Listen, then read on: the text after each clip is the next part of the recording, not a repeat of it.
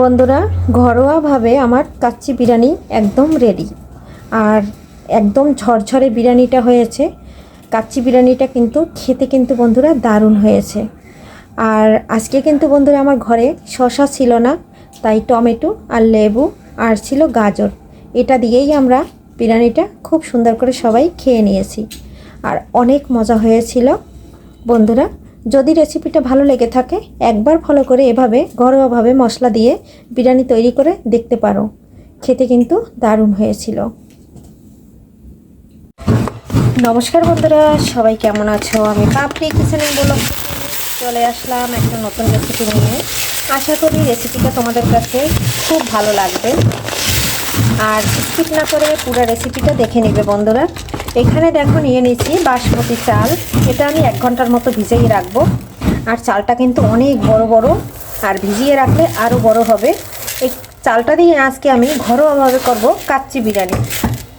আর কাচ্চি বিরিয়ানি করার জন্য খাসির মাংস নিই নাই বন্ধুরা, নিয়ে নিচ্ছি একটা মুরগির মাংস। এখানে আছে 1.5 কিলোর মতো মাংস, আর 1 কেজি নিয়েছি চাল।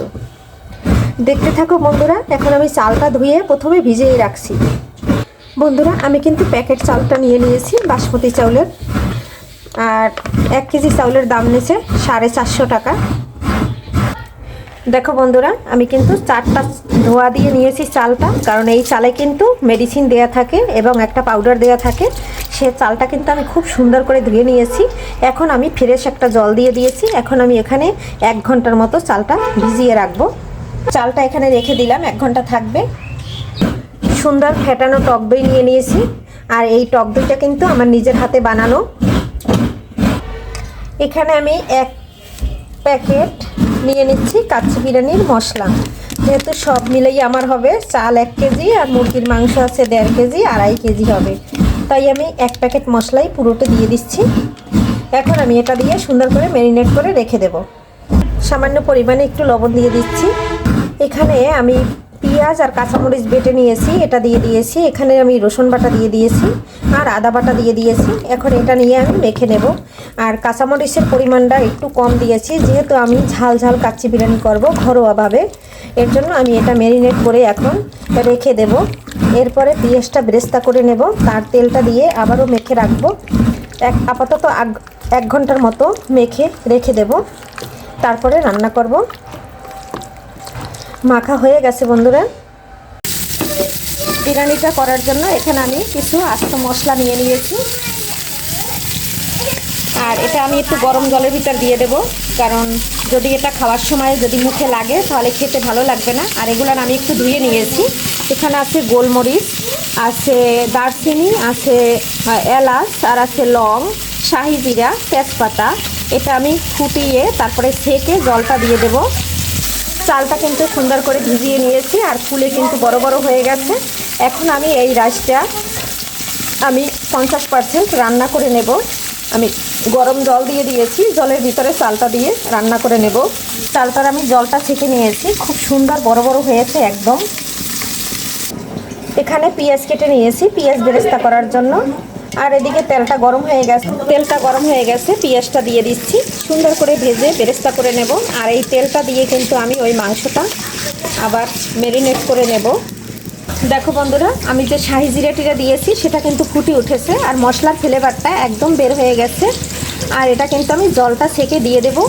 এখানে আমি জলটা গরম করে নিয়েছি, যেহেতু 1 কেজি চাল, তাই আমি বড় পাতিলে দিয়েছি যাতে ভাতটা ঝরঝরা হয়।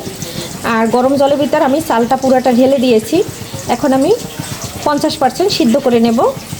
এদিকে বেরেস্তাটা প্রায় অর্ধ হয়ে আসছে বন্ধুরা। আর বেরেস্তা ভাজতে গেলে আমি কিন্তু পুড়ে যাই, তাই একটু দেখি আজকে কিভাবে ভাজতে পারি। দেখো বন্ধুরা, বেরেস্তাটা কিন্তু একদম রেডি আমার। এখন আমি তুলে নেব। এর থেকে বেশি করতে গেলে একদম পুড়ে যাবে, কালো হয়ে যাবে, তাহলে কিন্তু ভালো আসবে না, দেখতে ভালো লাগবে না।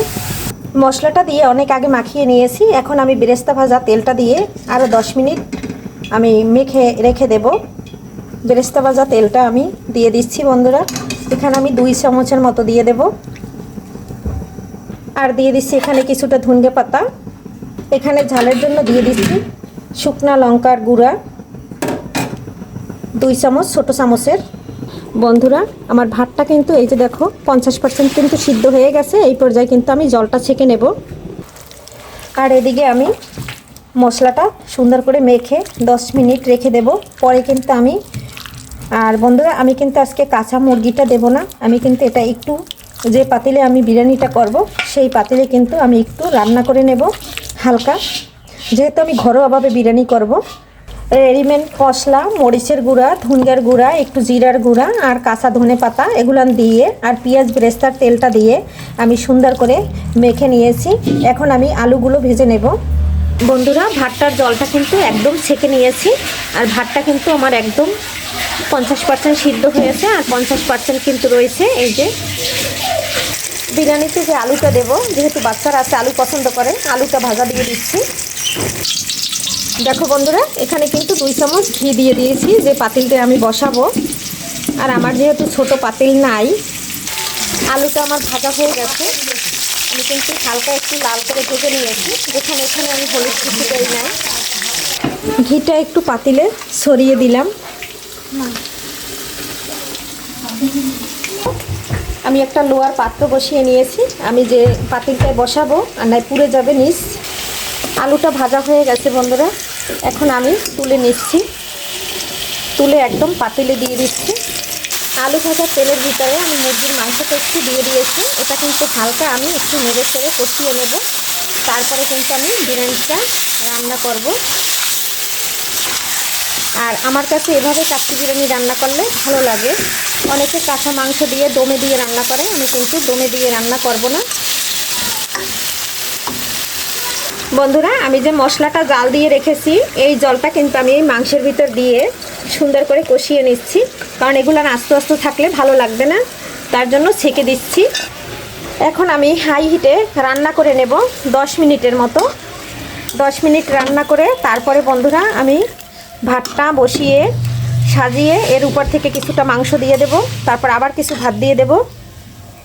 মাংসটা কিন্তু একদম ফুটে উঠেছে, একটু নেড়ে ছেড়ে নিচ্ছি। 5 মিনিট রান্না করে নিলাম, আর 5 মিনিট রান্না করে নেব, তাহলে কিন্তু আমার মাংসটা রান্না হয়ে যাবে। বন্ধুরা আমার বাসায় কেশর মেথি নাই, তাই আমি একটু জর্দার কালার দিয়ে দেব, সুন্দর একটু কালারের জন্য। দুধের ভিতরে একটু জর্দার কালার নিয়ে নিচ্ছি, সুন্দর একটা কালার চলে আসছে। আর এটা কিন্তু আমি দিয়ে দেব।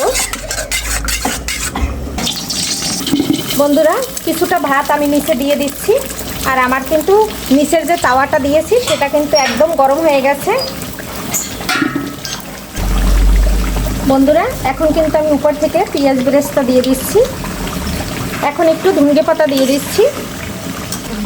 এখানে আমি 8 পিস আলু নিয়েছি, 4 টুকরা আলু দিয়ে দিচ্ছি। আলুটা একদম পুরোটা 8 পিসেই দিয়ে দেব নিচে, যাতে ভালো করে সিদ্ধ হয় আর সুন্দর করে। বন্ধুরা এর উপর থেকে এখন আমি মাংস দিয়ে দেব। মাংস অর্ধেক পিস মাংস আমি এখানে দিয়ে দেব, তারপরে উপর থেকে আবার ভাত দিব, তারপরে আবার কিছুটা ঝোল দিয়ে দেব। ঝোলটা দিয়ে দিয়েছি বন্ধুরা, উপর থেকে আরও কিছুটা ভাত দিয়ে দিলাম। এখন আমি পেঁয়াজ বেরেস্তাটা আবারও দিয়ে দিচ্ছি, উপর থেকে কিছুটা ধনেপাতা দিয়ে দিচ্ছি। বন্ধুরা মাংসটা উপর থেকে দিয়ে দিয়েছি, আর কিছুটা যে ভাত আছে সে ভাতটা এখন আমি এর উপর থেকে দিয়ে দেবো। দিয়ে দিয়েছি অবশিষ্ট যে ভাতগুলো ছিল। বন্ধুরা এখন আমি দুধে থেকে কেশর মেথি ছিল না বন্ধুরা, আমি একটু জর্দার কালারটা দিয়ে দিয়েছি, এটা কিন্তু উপর থেকে একদম দিয়ে দিচ্ছি। এখন বন্ধুরা আমি হাই হিটে রান্না করে নেব 5 মিনিট, তারপরে আমি ঢাকনা দিয়ে এখন ঢেকে 5 মিনিট রান্না করে তারপরে কিন্তু আমি একদম দমে রেখে দেব 20 মিনিট। 30 মিনিট পরে চলে আসলাম। এখন তোমাদের একটু বিরিয়ানিটা ঝরঝরা হয়েছে কিনা দেখিয়ে দিচ্ছি। এই যে দেখো বন্ধুরা একদম ঝরঝরা হয়েছে। দেখো বন্ধুরা একদম ঝরঝরে আমার রেডি, আর কিন্তু সব মাংস এবং আলু একদম সিদ্ধ হয়ে গেছে। আর আমি নেড়ে চেড়ে মিশিয়ে দিচ্ছি, আর আমার বিরিয়ানিটা কিন্তু একদম রেডি হয়ে গেছে। একদম তোমাদের একটু নেড়ে চেড়ে দেখিয়ে দিচ্ছি, আর ভাতটা কিন্তু একদম পারফেক্টভাবে হয়ে গেছে। আজকের রেসিপি বন্ধুরা এখানেই বিদায় নিচ্ছি, পরবর্তীতে দেখা হবে নতুন কোনো ভিডিও নিয়ে। এ পর্যন্ত সবাই ভালো থাকো, সুস্থ থাকো, শরীরের খেয়াল নিবে। একদম ফাইনালি দেখো আমার বিরিয়ানিটা কিন্তু রেডি। বাই বাই বন্ধুরা।